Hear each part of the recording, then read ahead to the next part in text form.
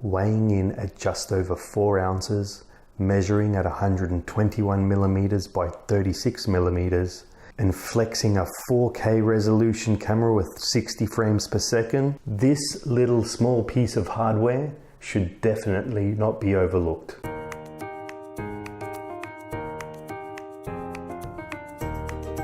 So you first greeted with a minimalistic design box. In the box contains a wristband, a USB to USB-C charge cable, and so you can connect the Osmo to your mobile devices, there is a lightning adapter and a USB-C adapter, and also the standard instructions that do come with all products. Now, the first impression of this is that when I saw reviews on the internet and I saw preview pictures and stuff like that, is that I did know it was small, but when you're holding this device in your hand, you really realize how small it is. I mean, it's so small that it makes me even skeptical that it can do half the things that it does claim to do. So let's have a look at the specifications.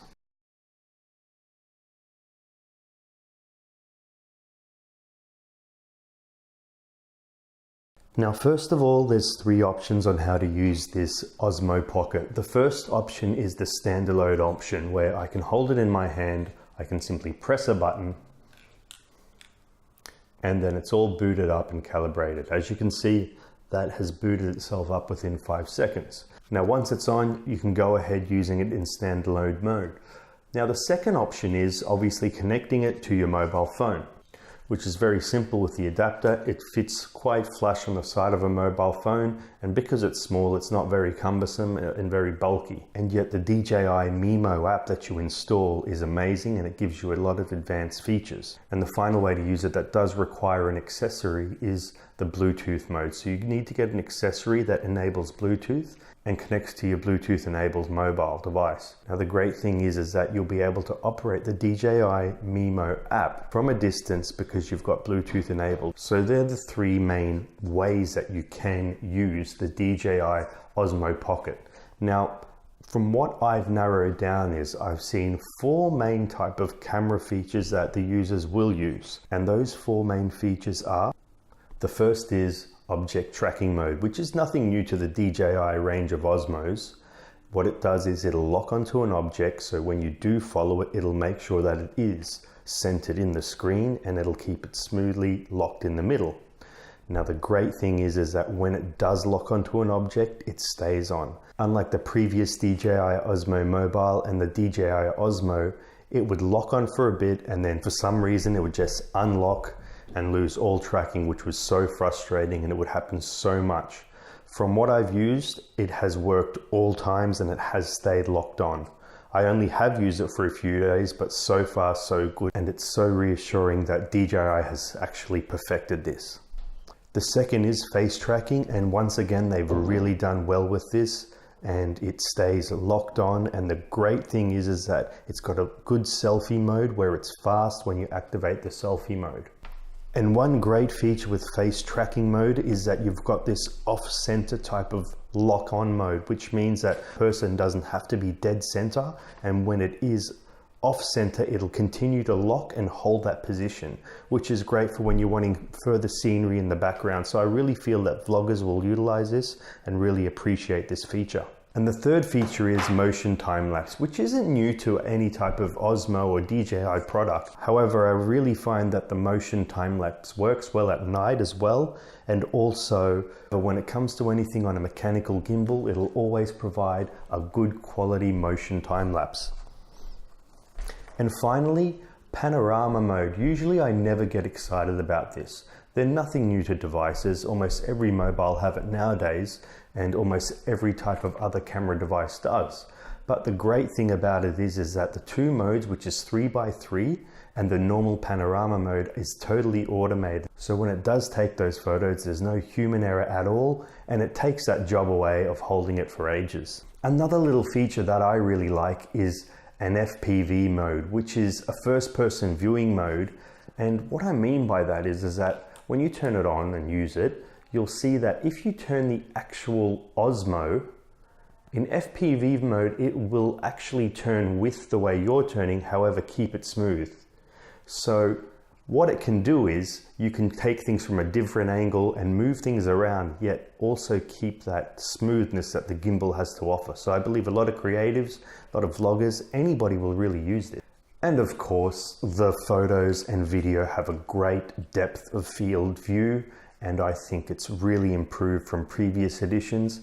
Don't get me wrong, it's not going to be anything like, say, a $5,000 camera, but however, at the price tag that it is at now, I don't think there's any other product that can really go toe for toe with the actual quality at the moment. So let's have a look at the main feature, which is the stabilizer. I mean, this is why a lot of people buy a gimbal and why people want to have a gimbal. You look at it once again, you're thinking to yourself, how can this small little piece of hardware have such a good stabilizer? Well, I think it's amazing, both in day and nighttime mode. It is exceptional. It really works well. DJI have been in the game when it comes to gimbals for a while, and I think they've really perfected it with this little small device. And look, a lot of people are comparing this gimbal to, say, a lot of electronic gimbals out there like the iPhone XS and the GoPro 7. Although the GoPro 7 is really good and the iPhone XS is good, you'll still never get that quality that a gimbal has to offer. So all in all, you've still got a lot of control in standalone mode. I don't believe a lot of reviewers out there gave it the credit it needed for when it is used in standalone mode, and I do believe a lot of novices and a lot of people that aren't really getting into the advanced settings will really see the benefit of this standalone mode. Now, let's go to that other mode where you do plug it into your phone.